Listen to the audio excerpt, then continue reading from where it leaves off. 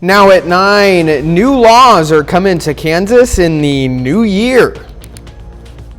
The state of Kansas is doing away with sales grocery tax in the new year. I'm Melissa Alexis, and I'll have more about what the community is saying about this. Plus, we'll talk about why bookstores are regaining popularity. The 4 states' most watched news starts now. Kansans will be saving some money at the grocery store in 2025. Grocery sales tax will be ending in the new year. This is KOAM News at 9 on Fox 14. I'm Anthony Saviello. KOAM's Melissa Alexis spoke to some shoppers to see what they had to say.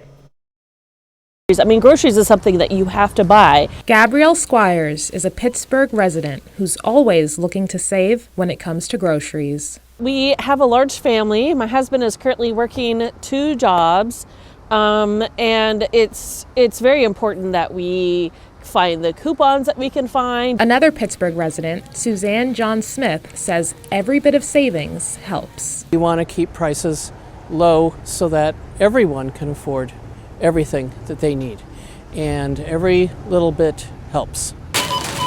On January 1st, 2025, grocery state sales tax will be eliminated in the state of Kansas. A legislation that probably should have happened many, many years ago, 20, 30 years ago. Legislation to lower the state's grocery sales tax passed in 2022. Originally, sales tax on groceries was 6.5%. A 3-year plan lowered it to 4% in 2023, and it dropped to 2% in 2024. It's appreciated by especially the poor and the homeless and those that are out of work, but the rest of us also benefit from it. So we can have that much more to go towards like another bag of chicken or to have just to be able to budget maybe a smaller amount. According to the Kansas Health Institute, research showed that grocery sales tax are associated with higher rates of food insecurity. It's one of the few ways that you can equalize and elevate dignity, not to mention physical strength and health. Squires is looking forward to grocery shopping when January 1st comes around. Time to restock the cupboards. Reporting in Pittsburgh, Melissa Alexis, KOAM News. Kansas residents will still have county and city grocery taxes. Well, another law that was delayed to start for a year creates a commission of 9 members to study compensation, salary, and retirement benefits of members of the Kansas legislature. It also establishes compensation rates for certain state officials, judges, and elected district attorneys that's to be equal to a percentage of the salaries for a U.S. congressional member, U.S. judge, or district judge. Let's check in with Chief Meteorologist Doug Heddy. Well, it definitely turned out to be another gloomy day for your Friday, but we are heading into the weekend. But temperature is pretty good. 54 was our high, not much variance. We started at 50 degrees, so we've had pretty consistent temperatures. Average high is 45 degrees, so we're about 10 degrees above where we should be. Still kind of hanging out near 50 degrees, and that's really where we're going to stay all night long. Very consistent temperatures. We have the clouds, a little bit of drizzle out there. This is going to continue tonight. Also watch out for a little bit of fog. Here comes our next storm system, which will give us some rain chances as we head into the weekend. I think the rest of tonight is really pretty quiet. We are going to have some pockets of drizzle across the region. So we're going to start the day with cloudy skies. So we have rain chances. Sunday's looking much better. We're going to look at your weekend forecast here in just a bit. Well, independent bookstores are on the rise in the U.S., not just during the holiday season, but over the last 5 years. According to a report from IBIS, the bookstore industry has increased 1.7% since 2016, projecting a total of $34.3 billion in 2024. The survey highlights how social media platforms like TikTok have driven attention to local independent shops. KOAM's Lonnie Walton visited bookstores in Joplin to get what their opinion is. The Kindle or whatever tablet they have is just not satisfying enough. Elise Foley is the manager of Always Buying Books. She says online shopping is okay for some, but if you have no batteries and no power because of power outages, it's kind of hard to do. I remember one guy came over here on a snowy, icy day. He ran over here from next door. He's like, I know the power's going to go out and I'm not going to have anything to read. Most customers say they like online books, but the feeling is just as important. You can feel it, you can touch it, you can read the back. And that's what the owner of the book guide, James Brownlee, agrees with. I think from a reading standpoint, anybody that's a big reader, there's something about having a book in their hand. I think people want to feel the book.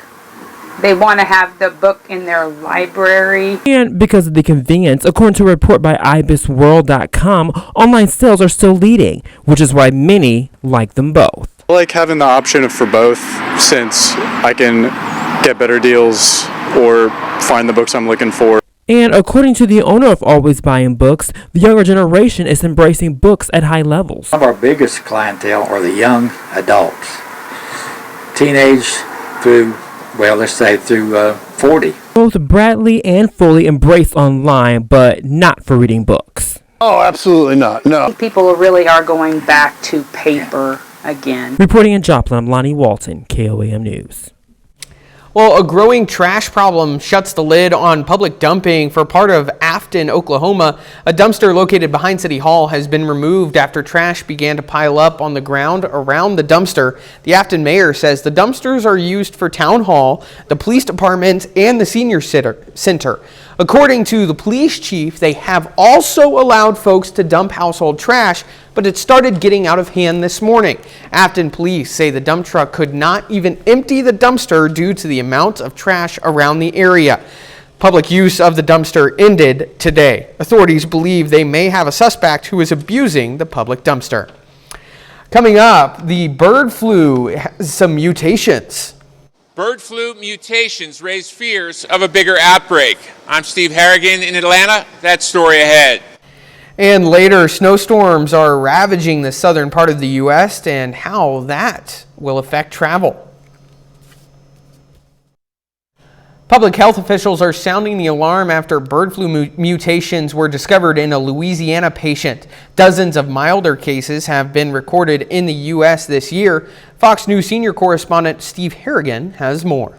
As the number of bird flu cases continues to climb, there's new evidence the virus is evolving. According to the CDC, a genetic analysis suggests the virus mutated inside a Louisiana patient who contracted the country's first severe case of H5N1. The agency says it may increase the strain's ability to infect humans, but there's no evidence the patient passed the illness to anyone else. H5 is a type of the molecule where it attaches to human cells or animal cells. That's never gone human to human. The infected person was hospitalized after coming in contact with sick and dead birds on their property, though the CDC says the mutations were not found in those animals. Since March, more than 60 milder cases have also been identified in the U.S. Nearly all infected worked on dairy or poultry farms. This month, California Governor Gavin Newsom declared a state of emergency over the virus. California worries me because of all the spread in cattle in California. That's absolutely unprecedented, and that's why we have a level of alert here. Health officials say the risk to the public remains low, but they warn people who drink raw milk could be at higher risk of catching bird flu from an infected animal. It might be a very good way to infect yourself with a massive dose of H5N1 that could lead to severe or fatal disease, and especially in a child. The CDC said bird flu symptoms include muscle aches and fever. In Atlanta, Steve Harrigan, Fox News. Doctors have found a connection between COVID and worsening liver function. A study published in JAMA found about 30% of people hospitalized for COVID showed signs of kidney damage. Though the reasons for the connection aren't fully understood, it's also not yet clear if that damage is long-term. And congressional Democrats, including Representative Mark DeSaulnier of California and Senator Tammy Duckworth of Illinois, want passage of a new bill for Americans with disabilities to access better health in gym fitness locations. New rules for fitness facilities across the country would be mandated, including access to equipment, machines, and fitness instruction. And at least one employee trained in disabilities fitness instruction would be provided during all operation hours hours. The reintroduction of the bill on Tuesday appears to be a symbolic, since there are no more legislative days in the 118th Congress calendar. Doug is next with a complete look at your forecast, and later, post-holiday travel chaos. Millions of Americans are heading home, but severe weather is threatening to derail flights and road trips.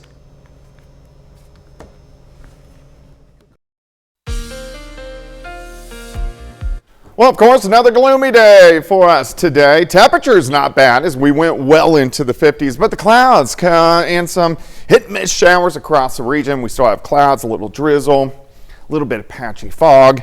Once again, sticking around for us tonight. Nice shot, though, of our Cornell Arts and Entertainment Complex tower cam, of course, downtown Joplin. Temperature's been hanging out near 50 degrees. This is what we're going to see consistently as we go through the night. We have a lot of clouds. We do still have some pockets of drizzle.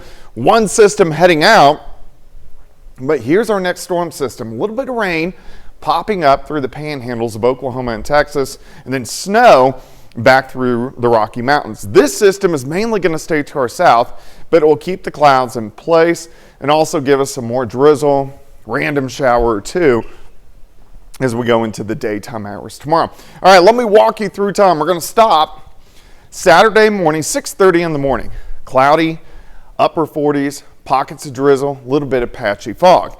A few random showers start to pop up late morning toward the noon hour, mainly along and south of I-44. As we go into the afternoon hours, scattered showers south of I-44, north of I-44, a few pockets of drizzle, maybe a quick shower. That is really just about it. Any showers that do get going late tomorrow afternoon into the evening will start to rotate out of here. Much better chances for rain Springfield down toward Branson as we go into Saturday afternoon. Clouds stick around, even patchy fog again into Sunday morning, but Sunday afternoon looks pretty good. Partly sunny skies. Look at our temps, near 60 degrees for afternoon highs. How much rain could you get? Okay, again, north of I-44, drizzle, random showers, so really not much. Joplin south, maybe upwards to 1/10 of an inch. So this is going to be fairly light rain as we go into the weekend. 59 for a high. Tomorrow, 59 on Sunday. Sunday by far is going to be the better of the 2 days, but temperatures look pretty good. Let's go down the road. Let's go into next week. We have these fast-moving weak systems pushing through. We have another one working in. So here's Monday night into Tuesday. This could give us some rain, maybe a few snow showers on the backside. But on the backside of that system, our jet stream starts to dig out of Canada, and that's going to start to usher in some cooler air the second half of next week. So instead of highs 50s and 60s, we're looking at 30s and 40s, especially as we get toward next weekend. We do have a system that pulls out late Saturday into Sunday, and this will give us chances for rain and maybe a little bit of snow across the region. All right, temperatures look good for the weekend, near 60. We're going to have the drizzle and the showers tomorrow. Again, drizzle and showers rolling back in late Monday into Tuesday. Turning cooler, highs only in the 40s next week, only in the 30s by next weekend. Anthony? All right, Doug, thanks. Coming up, severe winter storms rolling in. Severe storms could cause major delays as millions head back home for the holidays. I'm Brooke Taylor in Dallas. We'll have the latest coming up.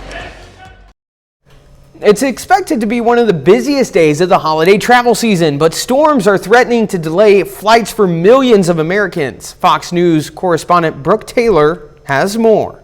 Millions of Americans heading back home and into a post-Christmas travel rush. It went like every family trip goes. Some flight delays, family get-togethers, dinners. But storms in the south and west threatening trips on what TSA expects to be one of the busiest travel days this holiday season. Friday morning, hundreds of flights delayed and dozens of others canceled across the U.S., according to FlightAware.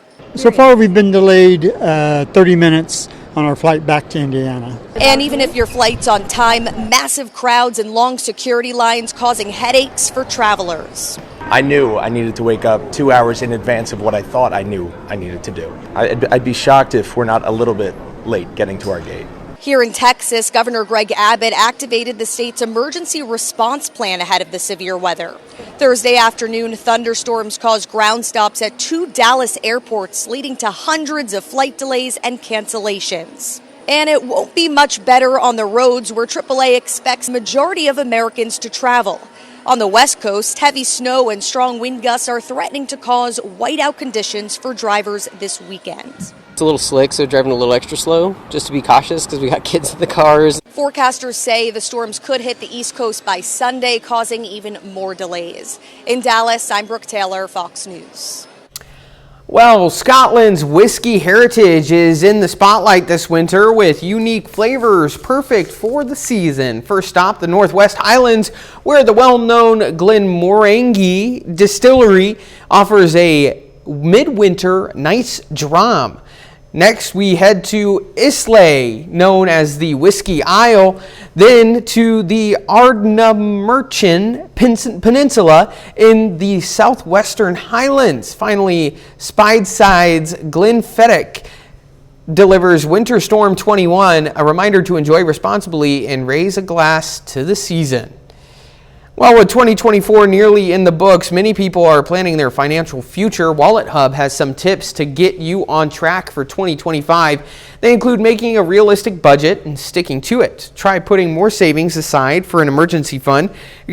Explore ways to get rid of high-interest credit cards, like taking advantage of balance transfers or debt consolidation loans to cut costs. Other ways to cut expenses includes repaying 25% of your credit card debt, try to shop around for sales and use coupons or discounts, buy in bulk, and turn your thermostat down to save on utilities. With a deadline to elect a leader and certify the Electoral College looming, the House faces a critical test. That's coming up.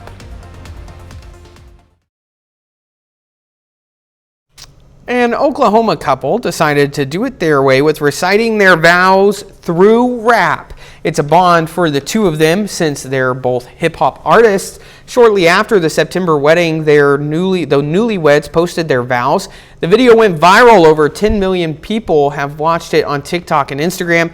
Even though many of the comments were hateful, still the pair says they wouldn't change a thing. People were hating on our wedding vows, we were still living our dreams as hip-hop artists at that same moment. So it was kind of fueling that fire, that passion, that drive to keep being our authentic selves.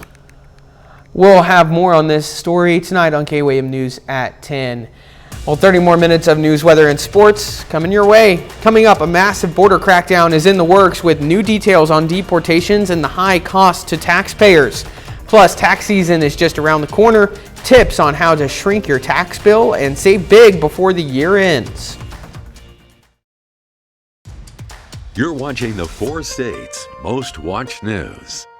President-elect Trump says he's ready to tackle illegal immigration on day one.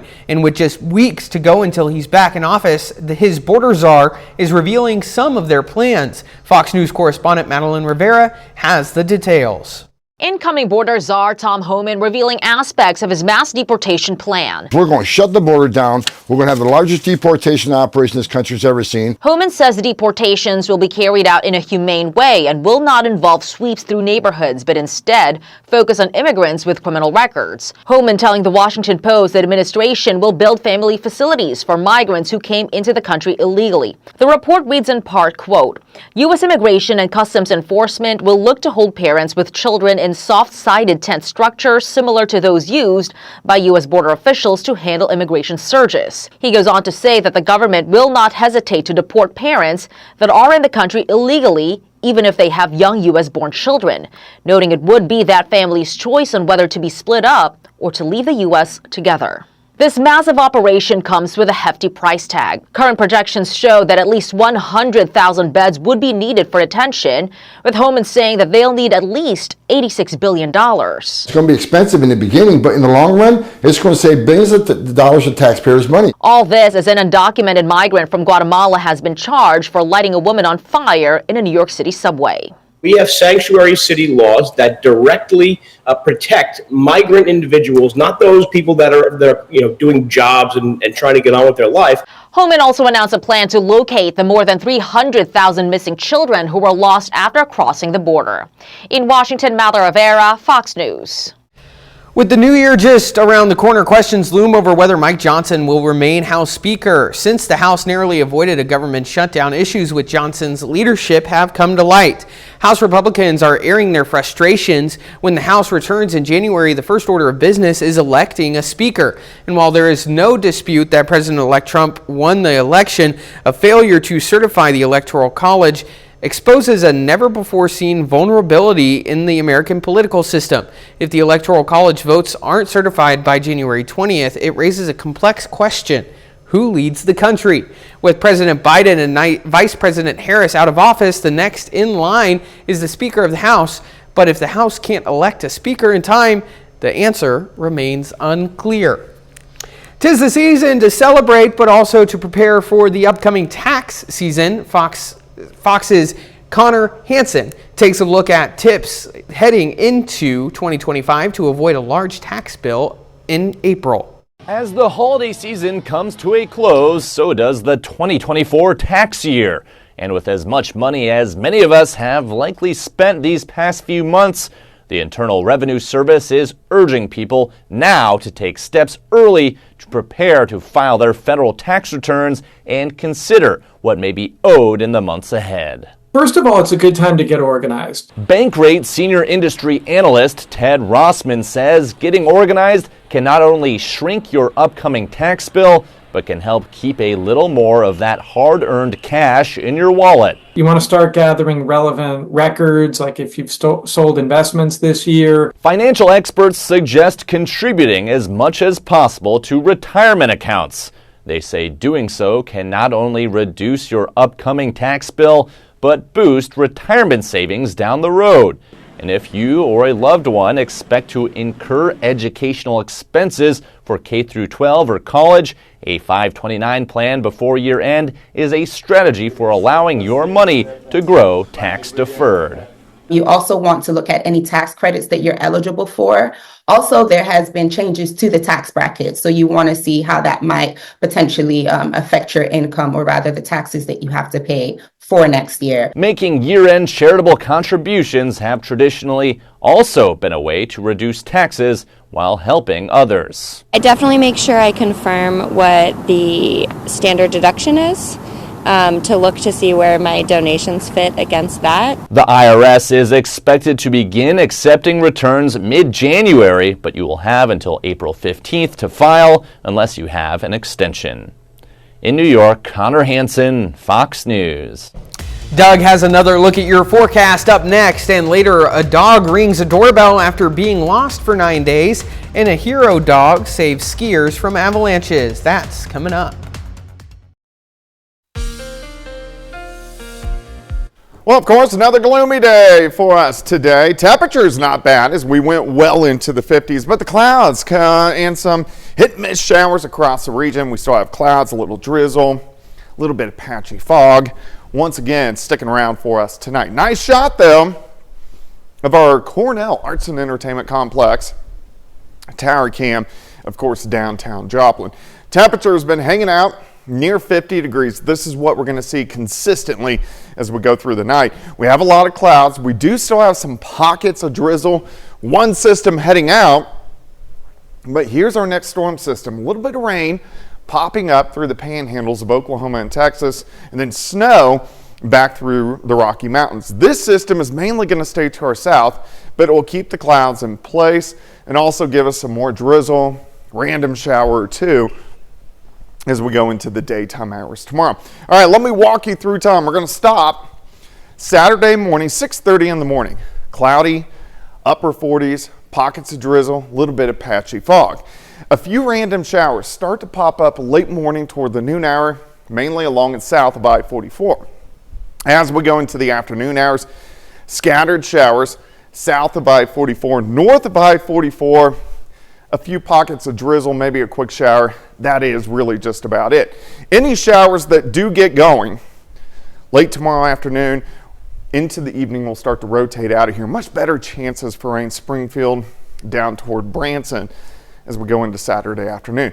Clouds stick around, even patchy fog again into Sunday morning, but Sunday afternoon looks pretty good. Partly sunny skies. Look at our temps, near 60 degrees for afternoon highs. How much rain could you get? Okay, again, north of I-44, drizzle, random showers, so really not much. Joplin south, maybe upwards to 1/10 of an inch. So this is going to be fairly light rain as we go into the weekend.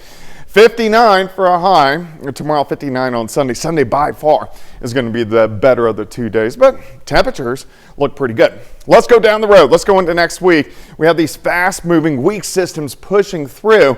We have another one working in. So here's Monday night into Tuesday. This could give us some rain, maybe a few snow showers on the back side. But on the back side of that system, our jet stream starts to dig out of Canada, and that's going to start to usher in some cooler air the second half of next week. So instead of highs 50s and 60s, we're looking at 30s and 40s, especially as we get toward next weekend. We do have a system that pulls out late Saturday into Sunday, and this will give us chances for rain and maybe a little bit of snow across the region. All right, temperatures look good for the weekend, near 60. We're going to have the drizzle and the showers tomorrow. Again, drizzle and showers rolling back in late Monday into Tuesday. Turning cooler, highs only in the 40s next week, only in the 30s by next weekend. Anthony? All right, Doug, thanks. Coming up in sports, day 2 of the Neosho Holiday Classic Basketball Tournament. Plus, the voice of the Chiefs talks about some Christmas wishes in this week's Minute with Mitch. John Dales has that and more up next in sports. The Neosho Holiday Classic Basketball Tournament enters day 2, and only a couple of our local teams won their first round games. After a win on Thursday, Webb City girls basketball is in the semifinals of the winners bracket against the Whitehaven Lady Tigers. Whitehaven leads early, but Addie Burns finds Jenna Schultz here, and she knocks it in for 2 for Webb City. And a little bit later, Whitley Keith off the dribble, step back 3, nothing but net. That punctuates a 16-3 Webb City scoring run. Cardinals would lead by 13 after the first quarter. Second quarter now, Cards still in the driver's seat. Brecklin Sargent steals it, goes coast to coast right before the halftime buzzer. It remains a 13-point Cardinal lead. Second half now, Whitehaven turns it over. Abby Sargent keeps it in play over to Kira Long. She pulls up and hits a long 2-pointer. Webb City advances to the championship of the Neosho Holiday Classic. The Lady Cardinals win 53-36. Well, Neosho boys basketball is our other local team that won its first round game, but the Wildcats fall to Memphis Middle College in the winners bracket semis this afternoon. 67-58. Wildcats will face Crooked Oak in the third place game tomorrow.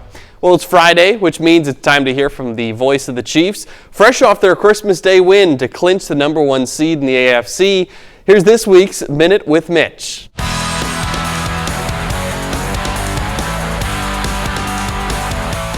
It's a Minute with Mitch tradition, my 29th Dear Santa letter. Dear Santa, thanks so much for all the gifts you have brought me and the Chiefs Kingdom the past several seasons. 3 Super Bowl championships, 15 playoff wins, 9 straight division titles. And just to think, Santa, it wasn't all that long ago I was writing you, all I wanted was a playoff victory.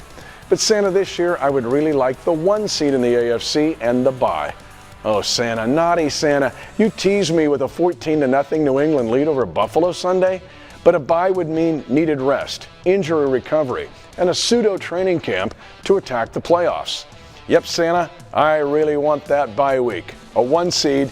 Oh yeah, Santa, I'd also like a Red Ryder BB gun. On this Minute with Mitch. The Minute with Mitch is brought to you by Como Jewelry in Joplin and Pittsburgh.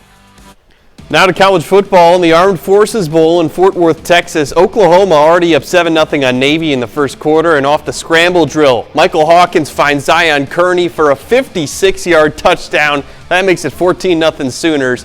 But Navy not going to go away in the third quarter. This is the quarterback, Blake Horvath, keeping it and going 95 yards to the house for a midshipman touchdown. They would score 21 unanswered points to take a 21-14 lead. Now with just 13 seconds left in the fourth quarter, really the last chance for OU, Hawkins finds Jake Roberts in the corner of the end zone for a touchdown or an extra point away from overtime. But instead, Brent Venable decides to go for two and the win. And on that 2-point try, Hawkins can't find a man initially, and he's going to get sacked. Navy holds on to win it, 21-20. The Sooners finish the season with a 6-7 record. College football bowl season, the postseason, and the playoff as well this year. It's been fun. It's definitely been fun. I've enjoyed seeing some of the teams that you haven't really thought would stand out have stood out quite a bit this year. Awesome. Thanks, John. We'll be right back. A lost dog announced her return by ringing the doorbell. Meanwhile, a drone and canoe were used in dog rescues. Jim Rowbottom has more in today's Take a Look at This. A dog rang her home's doorbell after being lost for 9 days. Hi, you are currently being recorded. Athena rang the doorbell early morning Christmas Eve. Her owner was overjoyed when she saw her on the doorbell cam. A neighbor and police in New Jersey tried to lure a dog off a frozen lake with a chicken cutlet dangling from a drone. I know what it means to own a dog, and I can't imagine what the owner was going through, so anything I could do to help. But it didn't work. Eventually, a police officer went out and got her off the lake. She then ran off again. She was found on the neighbor's porch the next day. Salmon was used this time to lure her home. Also in New Jersey, another dog was rescued with a private canoe ride. After falling through the ice at a frozen lake, the canine swam to an island where it got stranded.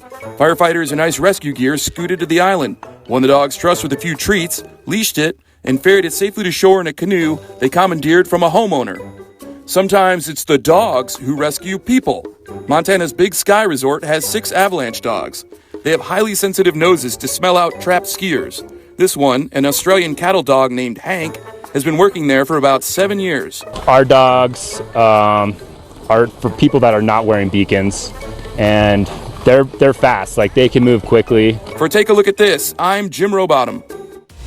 Coming up, a list of major scandals that have happened this year. From the entertainment world to business and politics, there were plenty of scandals to go around this year. Fox News anchor Ainsley Earnhardt has a look. There's never a shortage of scandals making headlines. Let's take a look back at some of the biggest in 2024. This year saw the downfall of Sean Diddy Combs, the music mogul facing sex trafficking and racketeering conspiracy charges, allegedly sexually abusing women and silencing victims through blackmail and violence.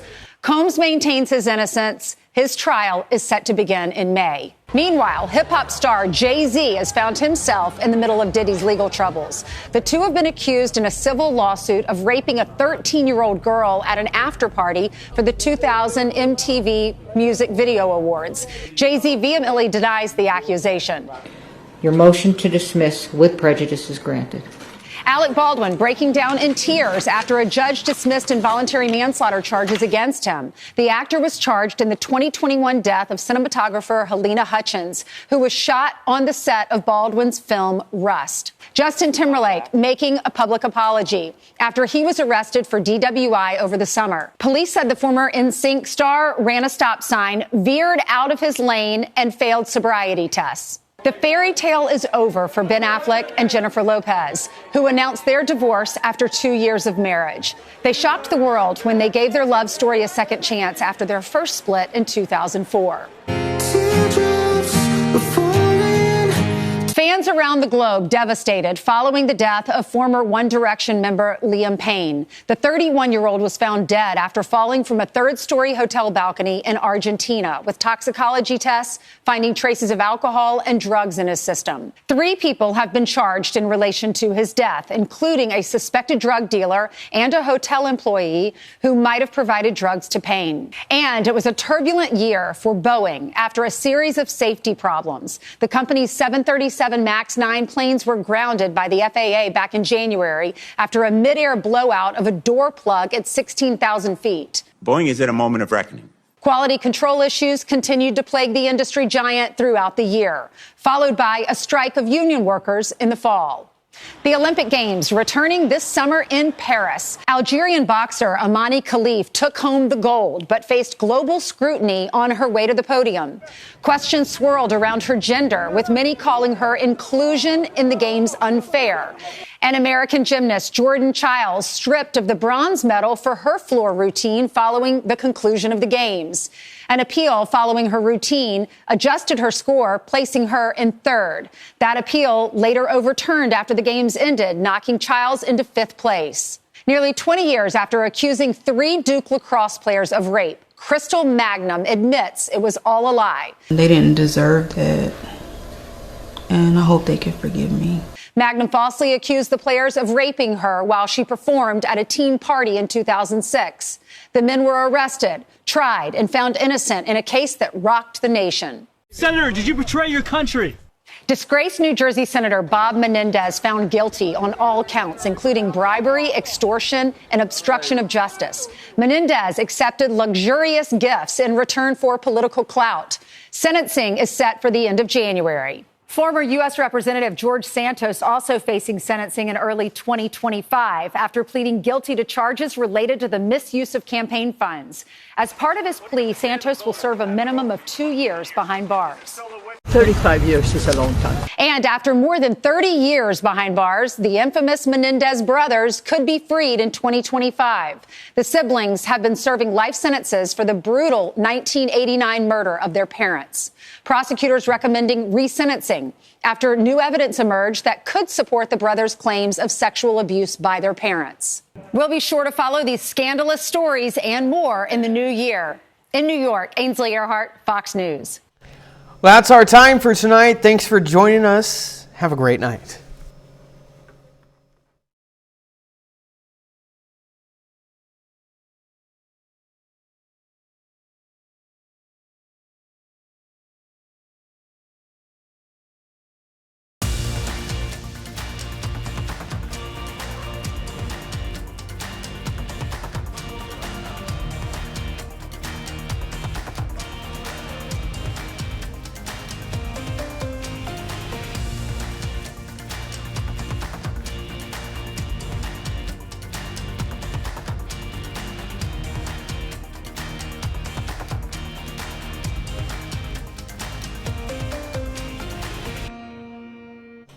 Gee, someone called me 8 times.